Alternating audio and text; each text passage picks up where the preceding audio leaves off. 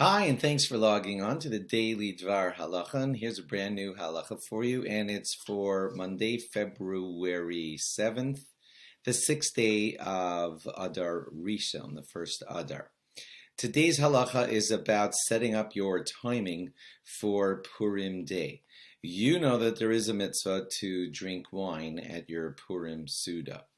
And we're going to talk much more about that when we get close to Purim, and that means that there's some drunkenness to whatever extent. We're going to discuss that in your Purim, at the Purim Seudah.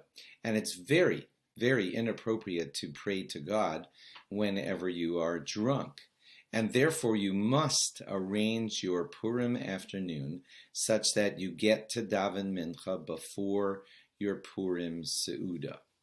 And that means you have not drunken any wine yet, and you have the perfect head to speak clarity, to be speaking to the King of all Kings. You do that sometime in the afternoon before your Purim Seudah, and then you have your Purim Seudah, and then you drink whatever amount of wine is appropriate for you at the Purim Seudah, but no davening happens while you are drunk. Now, yes, you will have to say Marav sometime later that night.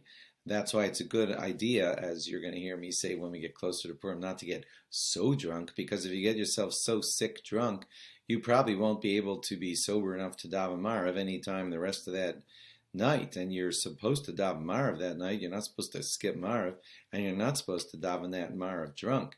So you're probably not going to be able to get so drunk that you won't be able to daven Marav either. But, you know, that possibly is workoutable for you, because you will finish your Seudah at, let's say, 7 in the evening and daven Marav at 10:30 or 11, when hopefully your brain is all straight to daven well in front of God.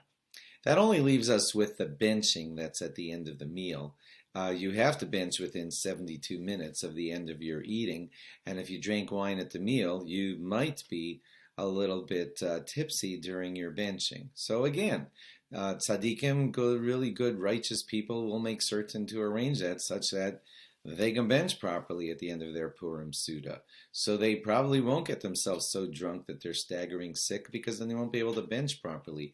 But there is a little bit of leeway on the benching, because God knows that we're humans, told us to eat, gave us a mitzvah to drink some wine at this meal, and told us within 72 minutes of the meal to bench. So there is a little bit of allowance there. I would recommend still that it's not be staggering drunk while you're benching, thanking God for the Purim Seudah.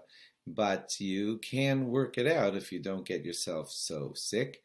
You give yourself a little bit of time. Maybe you eat some dessert. Maybe you drink some other drinks to dilute what's going on in your bloodstream, and then you make sure to have a benching that's respectable. There are still some after effects of the wine in your brain. That much could be allowed, at least for the benching, because God, He made your body. You're a human being. He told you to have some wine at the meal, and He told you to bench within 72 minutes after the meal. So you help yourself by drinking some other things, waiting a little bit of time, maybe having dessert a little late, stretching out the meal so you sober up, and then bench properly. The main point is that we don't talk to the King of all Kings, the King of the universe, while crazy, staggering drunk. That's just not appropriate. Thanks for logging on. Log on again tomorrow for more. Bye-bye.